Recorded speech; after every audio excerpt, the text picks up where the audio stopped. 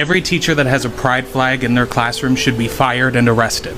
The gay flag is a sexual flag. It represents nothing other than sexual things. Gay, lesbian, bisexual, transgender, and questioning. What business is it of anyone on this board of what children would like to do with other children? It is none of your business. Now you're sending out surveys that's asking students what their gender is, what their pronouns are, and whether or not you should be telling their parents. I refuse to believe that any of you think that that's appropriate. Because if you think that that is appropriate, you would be a predator. There's images that are going to be displayed today for you to see of a child setting another child off. And that's in your classrooms. Who pushed back on your speech? Who came back and said, you don't know what you're talking about? The main people that pushed back against this was my community, the LGBT community. They're very vocal in this, the far left, when it comes to these types of things, the woke side of this. And then also a lot of woke women pushed back on this. Jed, your reaction when you're doing something like this as a parent, what are your thoughts about this? As a parent and somebody who used to work in schools, this is to me a deeply anti-parental rights movement. And the school really wants to get in the way of the relationship between